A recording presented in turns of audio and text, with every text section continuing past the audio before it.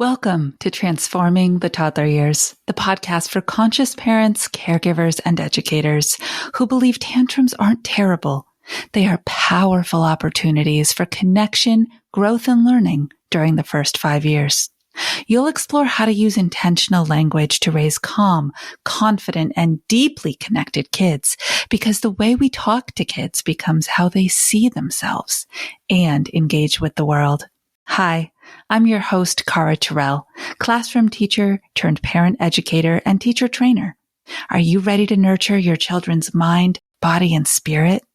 Welcome, Toddler Tribe. Let's transform the toddler years together. Welcome back, Toddler Tribe. Today we are wrapping up our Little Linguists series because it's so incredibly hard for me to believe that the book lands in your mailbox in 3 days.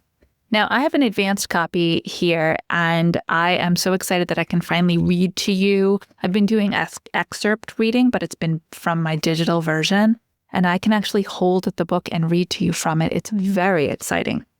So, we're going to wrap up today with one of the most powerful strategies, and it's from chapter 9, and these are 10 linguistic guidelines that should guide all of our language when we are talking to young children.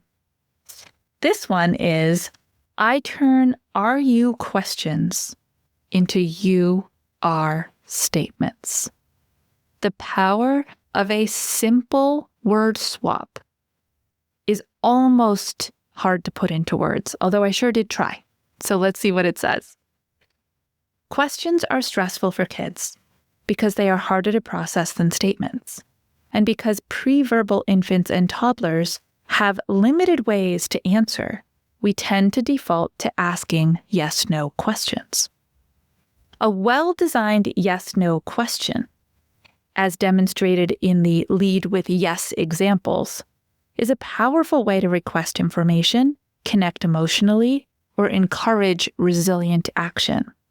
Yet the majority of our questions, as explored in Chapter 7, fall outside of these learning tools.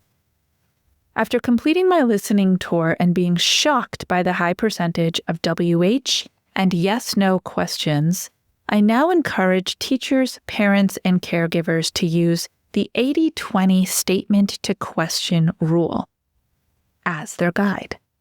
Often it really is as simple as inverting verbs and pronouns. As you begin to listen to your habitual speech patterns, you will hear which of the following question types you tend to use the most.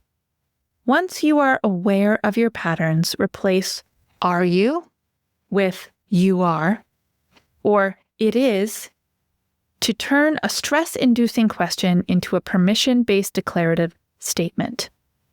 So I want to give you a couple of examples here from the rest of that chapter.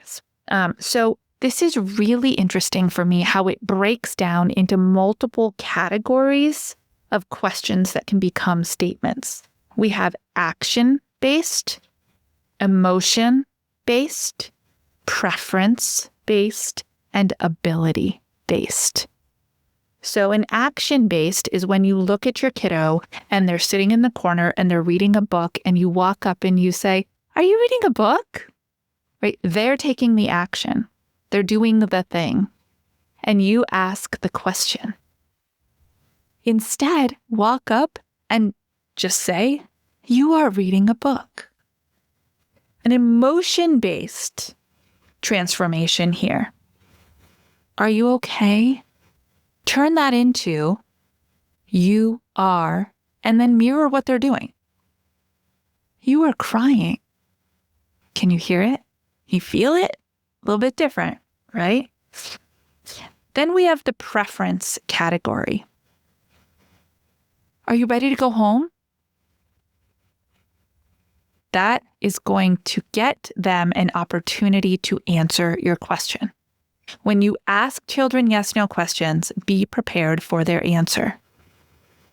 This is one of the major tenets of respectful relationships. If you get to ask, they get to answer. it is time to go home. So earlier I said you either want to swap the are you for you are, or sometimes it is. That's this situation. Are you ready to go home becomes it is time to go home. And then there's ability. This is a category that I don't feel like is talked about enough. When we observe kids and they might be actually doing the thing, or we might want them to do the thing. Let's say they just used the potty and it's time to wash their hands. I notice a lot of people using questions during that conversation. Can you wash your hands? Can you rub them together? Well, we know they can, right? So how about we go to the it is? It is time to wash your hands. Show me how you rub them together. All right, that's just a super quick synopsis of a very deep and complicated statement to identity experience. Our words become their beliefs. That is a tenet that runs through this entire book. So if that is something that you're still working to understand, I get it.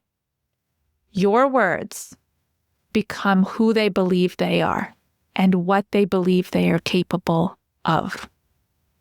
I want you to pay particular attention as you're reading to chapter 11, where we talk about pronouns. I know I've done a lot of teaching around it here on the show, but it's nicely mapped out there because the part of speech that is internalized the most, turned into identity belief statements, and therefore a core belief of who they are, begins and ends with our pronoun usage. All right, I am going to keep this one short and sweet. I really hope that you have enjoyed the Little Linguists series. This book is for caregivers of kids between birth and 3. One more thing I want to say about it.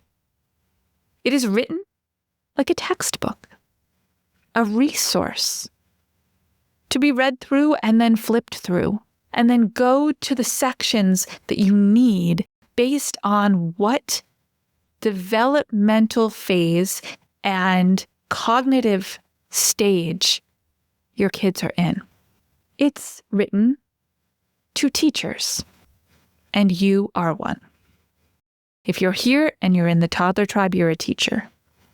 If you run a home-based daycare, you are a child's first teacher. If you're a stay-at-home parent, you are a child's first teacher. If you're in preschool, you are a child's first teacher.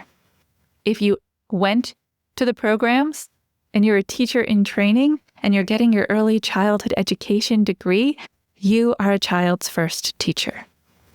Everybody needs to own the identity of teacher, whether or not you have credentials and little letters to put at the end of your name.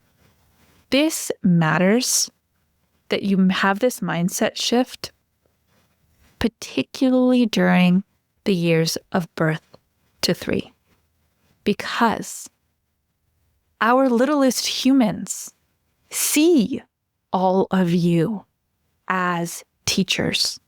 They learn from you every single day. They learn from the way you interact with them. They learn from the way you speak to them. They learn from the way you do silly things. They learn from the way you feel frustrated. They learn from the environment that you create. And they do not differentiate between the good moments and the hard moments. All are learned from. So the sooner that you put on the identity of, I am an infant and toddler's first teacher because I spend time with them and I engage with them, the sooner you're going to be able to make the shift to, oh, I need to start choosing the words that I use so that I can teach them who they really are and the early self skills that they need to become a successful human being in school and life. All right, Toddler Tribe, you know what to do. If you haven't ordered your copy yet and now you're like, I'm in, I need one, use the link in the show notes and stay mindful and proactive until our next episode as we transform the toddler years.